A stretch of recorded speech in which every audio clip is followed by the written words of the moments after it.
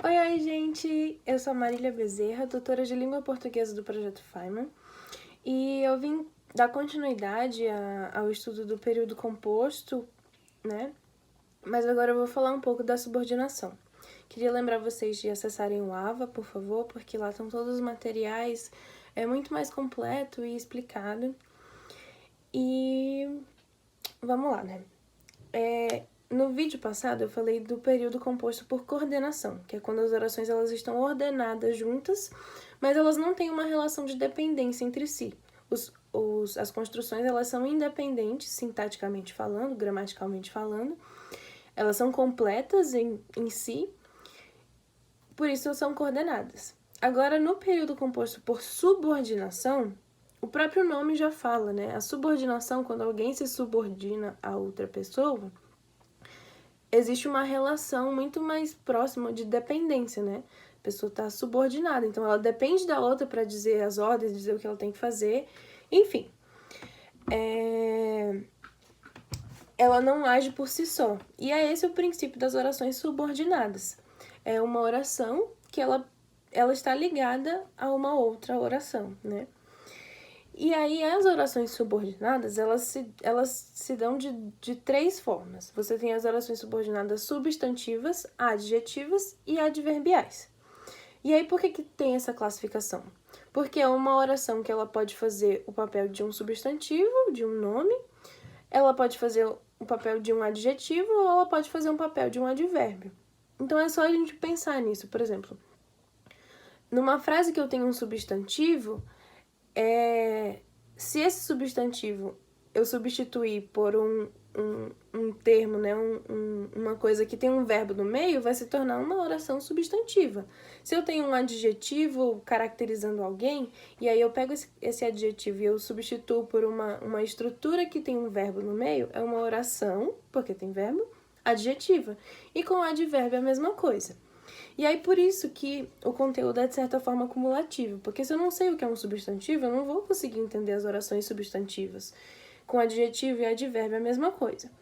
Então, né, o substantivo é tudo aquilo que tem, que é um nome, né, um nome próprio, um nome abstrato, mas que vai dar nome a alguma coisa, de forma mais geral.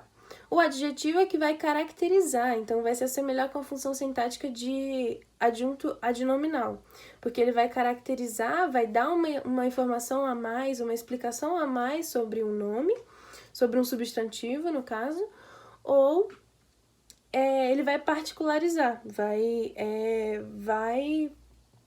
determinar qual parte daquele nome. Por exemplo, se eu tiver um grupo de pessoas, a oração adjetiva ela pode dizer que grupo de pessoas é esse, né?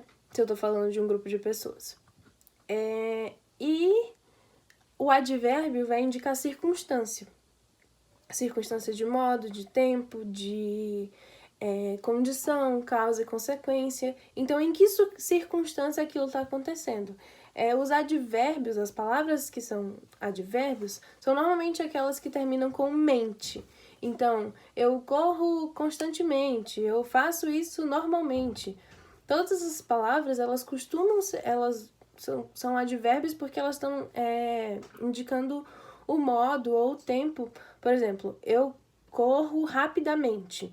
Rapidamente é o modo com que eu corro, certo? E aí tem milhões e milhares de circunstâncias que os advérbios eles podem indicar.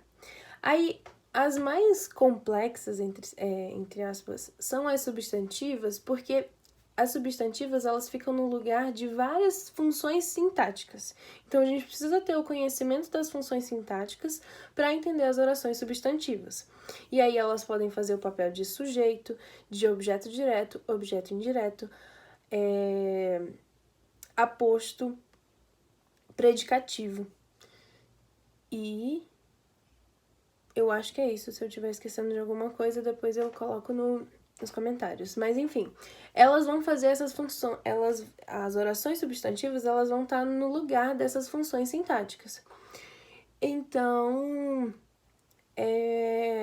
e é preciso a gente conhecer essas funções sintáticas para entender o papel das orações, entender por que é cada uma.